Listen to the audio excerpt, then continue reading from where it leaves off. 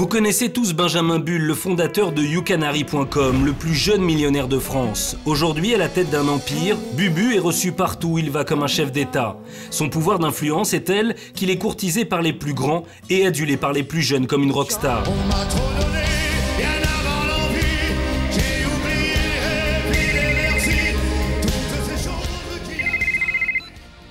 Allô Johnny? Ouais, ça va?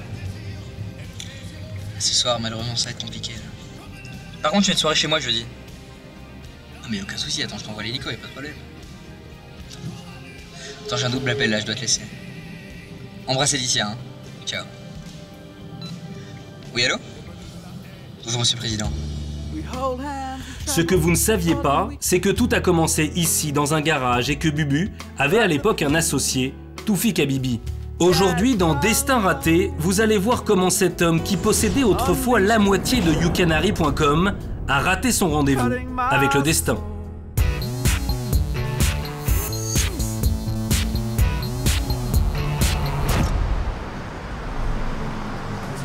Excusez-moi, pardon monsieur, est-il vrai que vous étiez propriétaire à 50% de YouCanary.com? Arrêtez avec cette histoire-là.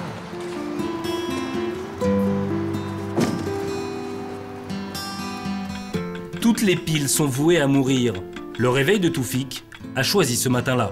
Ah, je me souviens très bien, c'était en novembre, le jour où ils avaient décidé de déposer les statuts de la société. Du coup, ne pouvant prouver l'identité de son associé, Bubu les a déposés en son seul nom, ayant convenu qu'il s'arrangerait plus tard. Mais la société ne valant rien à l'époque, il n'y avait pas d'urgence. Ils avaient tellement de travail à l'époque pour monter le site que personne ne trouvait utile de prendre une après-midi pour ça. Ouais, j'ai rencontré Bubu à l'époque où il cherchait un programmateur. Il y avait un autre type avec lui, mais il était totalement à côté de ses pompes. Une vraie baltringue. J'ai connu mon mari à l'époque où j'étais banquière. Il était venu me voir au départ quand il cherchait des capitaux pour se lancer. Mais ils étaient deux à l'époque. Ah, je me souviens pas d'un deuxième. Vous êtes sûr? Parce qu'on a retrouvé vos agendas de l'époque. Et il y avait deux noms ce jour-là. Maintenant que vous me le dites, vaguement, oui, c'est pas impossible. Enfin bon, on voyait bien que c'est Bubu qui avait la main. L'autre, c'était pas vraiment le business qui l'intéressait, si vous voyez ce que je veux dire. Comment vous dites qu'il s'appelait déjà? Quelques mois plus tard, quand le succès leur est tombé dessus, il en était toujours légalement le seul propriétaire.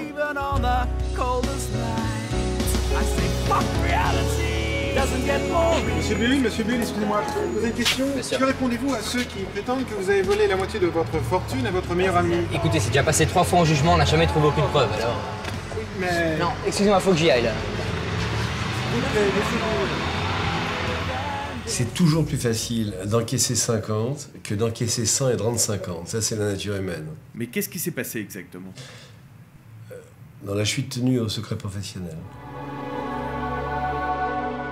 Mais tout n'est pas si simple, car rongé par le remords, c'est à se demander si Bubu a un jour profité de son succès. Mal au dos, migraine chronique, dépression profonde. Oui, c'est sûr, ce sont des signes qui peuvent être ce qu'on appelle la somatisation d'une culpabilité.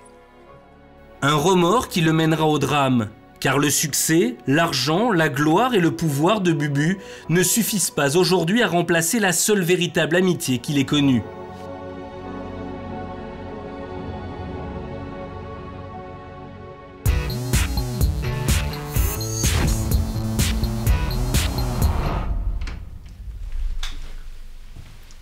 Et Toufik.